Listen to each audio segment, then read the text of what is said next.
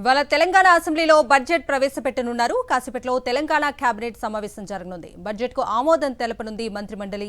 మధ్యాహ్నం 12 గంటలకు ఆర్థిక మంత్రి భట్టి శాసనసభలో బడ్జెట్ను ప్రవేశపెట్టనున్నారు.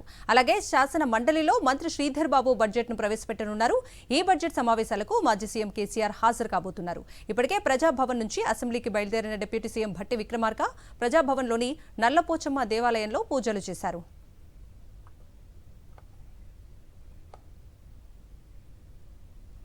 ఇక ఇదే అంశానికి సంబంధించి మరిన్ని అప్డేట్స్ అందించడానికి మా ప్రతినిధి రాకేష్ లైవ్ లో జాయిన్ అవుతున్నారు.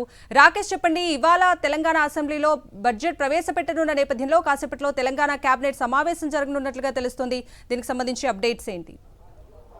మరికాసేపట్లోనే తెలంగాణ అసెంబ్లీ పీడియా హాల్లో తెలంగాణ కేబినెట్ సమావేశం కాబోతా ఉంది. ఇప్పటికే డిప్యూటీ సీఎం ఆర్థిక శాఖ మంత్రి భట్టి విక్రమార్క అసెంబ్లీకి చేరుకున్నారు. మరికాసేపట్లోనే సీఎంతో పాటు మంత్రులు కూడా అసెంబ్లీకి రాబోతున్నారు. దాదాపు 9:30 గంటలకు అసెంబ్లీలో తెలంగాణ కేబినెట్ సమావేశం కాబోతా ఉంది. బడ్జెట్ ప్రతిపాదనలకు తెలంగాణ కేబినెట్ ఆమోదం పంపుతుంది. ఆ తర్వాత ఈరోజు మధ్యాహ్నం 12 గంటలకు తెలంగాణ శాసనసభలో డిప్యూటీ సీఎం ఆర్థిక శాఖ మంత్రి భట్టి విక్రమార్క సభలో బడ్జెట్ ప్రవేశపెడతారు. అటు శాసన మండలిలో అసెంబ్లీ వ్యవహారాల మంత్రి శ్రీధర్ బాబు బడ్జెట్ ప్రవేశపెట్టబోతున్నారు.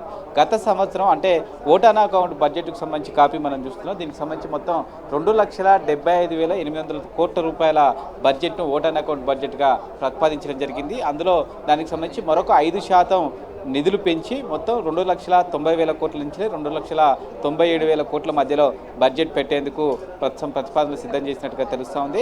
అయితే కేంద్రం నుంచి ఆశించిన స్థాయిలో నిధులు రాకపోవడంతో, నిధులు కేటాయించకపోవడంతో కొన్ని మార్పులు చేర్పులు చేసినట్టుగా తెలుస్తోంది. పూర్తి స్థాయిలో రాష్ట్ర ఆదాయం పెంపుపైనే దృష్టి పెట్టడం జరిగినట్టుగా సమాచారం. దీనికి సంబంధించి ఇప్పటికే కసరత్తు కేంద్ర బడ్జెట్ విడుదలైన తర్వాత దానికి అనుగుణంగా కూడా కొన్ని మార్పులు చేర్పులు చేసినట్టుగా సమాచారం. నిన్న సాయంత్రం కూడా ఆర్థిక శాఖ ఉన్నతాధికారులతో ఆర్థిక మంత్రి భట్టి ప్రత్యేకంగా సమావేశమై రాష్ట్ర అవసరాలు ఏ మేరకు ఉన్నాయి, వాటిలో కేటాయింపులు ఏ విధంగా చేయాలని దానిపైన కూడా నిర్ణయం తీసుకున్నట్టుగా తెలుస్తోంది.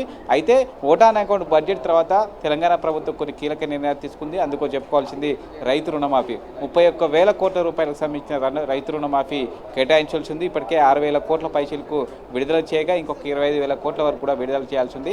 31,000 కోట్లను ఇప్పుడు పూర్తిస్థాయి బడ్జెట్లో చూపించాల్సి ఉంటుంది. దీంతో పాటు మూసీ అభివృద్ధికి కేంద్రం నుంచి గ్రాంట్స్ వస్తాయి, నిధులు వస్తాయని భావించినప్పటికీ ఏమాత్రం కేటాయింపు చేయలేదు. దీన్ని రాష్ట్ర ప్రభుత్వం అత్యంత ప్రతిష్టాత్మకంగా తీసుకుంది కాబట్టి మూసీ డెవలప్మెంట్ కూడా నిధులు కేటాయించే అవకాశం కనిపిస్తుంది.